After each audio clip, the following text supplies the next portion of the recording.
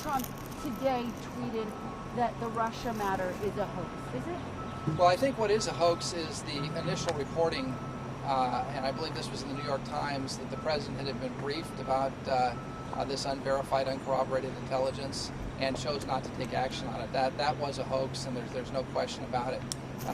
Look, there's nothing more important to the President of the United States than the safety of the United States of America and the security of our men and women in the armed forces, and he's demonstrated that time and again. When did you first learn about the intelligence assessments of these Russian bounties? And why not brief the president when you knew it was going to be made public?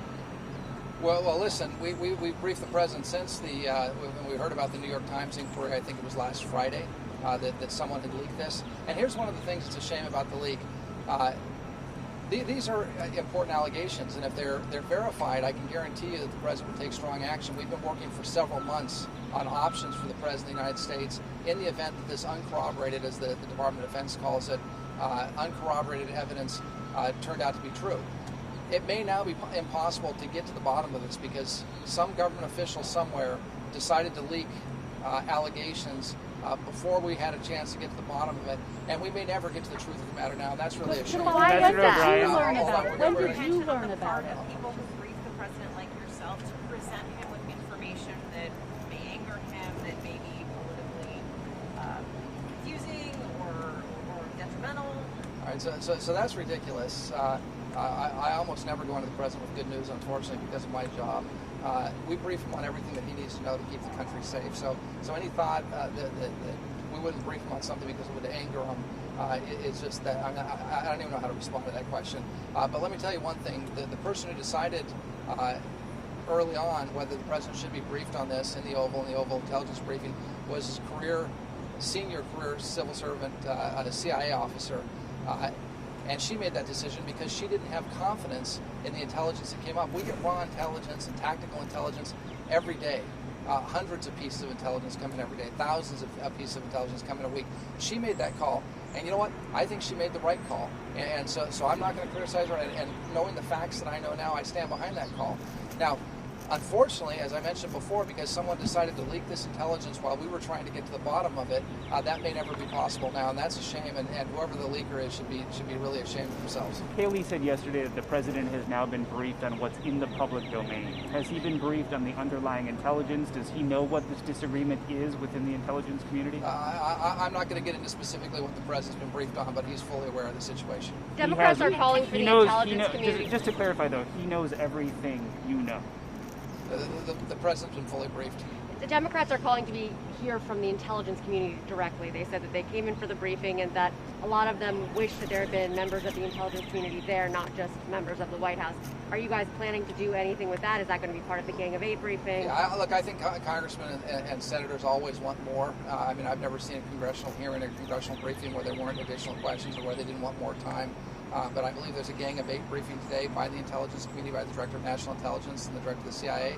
And I'm sure that'll be a great briefing. Ambassador, when did you find out? Was this in the president's written presidential statement? Yeah, so we don't get into written classified documents. Unfortunately, that's something that there's just been a little too much of that in Washington lately. So I'm not going to get into written classified documents at this time. Ambassador, I think a lot of people are wondering.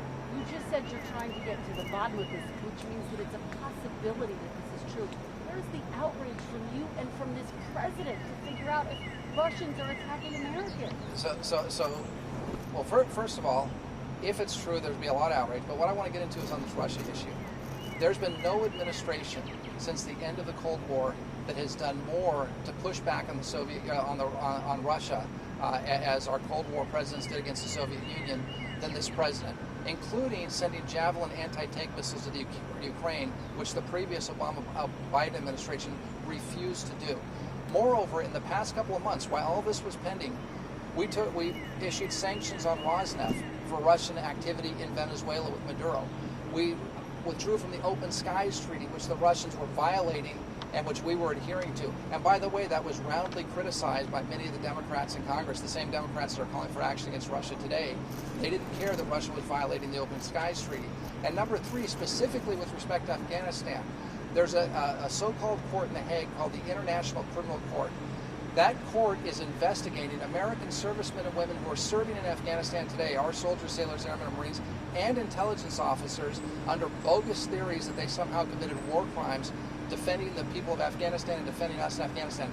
As Secretary Pompeo said, we believe the Russians were behind this investigation. We called the Russians out, and we've sanctioned, the President signed an executive order several weeks ago sanctioning the ICC.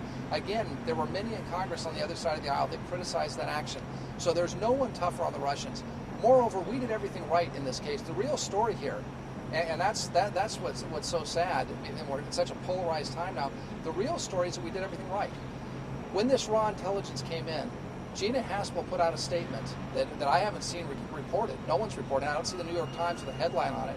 She said we distributed this raw intelligence, even though it wasn't verified, because we were concerned about it. We gave it to U.S. forces and we gave it to coalition forces to make sure they could have force protection. The DOD came out and said as soon as we had this information, we made sure that we had tactics in place, that we took protective measures to look after our soldiers, sailors, airmen, and Marines in Afghanistan. That hasn't been reported. That was done right. Here at the White House, when we had this raw intelligence, we started an interagency process to look at options so that if the intelligence turned out to be verified, if it could be corroborated, then we'd have options to go to the president with to address the Russian situation. None of that has been reported. This should be a story about how things work and how things work right in the government. The reason it's not is because some leaker, whoever it is, and I understand that there's been a crimes report filed by the CIA with the Department of Justice. Some leaker took it upon themselves in an effort to attack the president or to maybe promote some policy agenda to leak allegations that now make it almost impossible for us to find out what happened. And that's really a shame. Sir, I'm going to do one last question. To your knowledge, does the president regularly read his PDB? I'm not going to get into the president's reading material, but what I will say is he is a ferocious consumer of intelligence and reads, listens, hears from me multiple times a day, hears from the director of national intelligence multiple times a day, hears from the director of the CIA, and hears from his senior briefer multiple times a week. And you can be assured that the President of the United States is up to speed on everything he needs to know to keep this country safe. And by the way, he's done a heck of a job doing it, pushing it back against Iran, which received hundreds of, $150 billion in sanction relief at the same time that they were killing American citizens prior to this administration. That ended.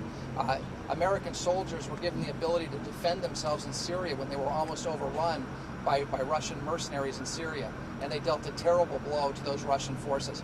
I wonder if that would have happened under a different administration. I can tell you that there's nothing on this president's agenda, on his desk, or in his mind that's more important than keeping this country safe and keeping our men and women in uniform safe. Thank you all very much. Have a great day.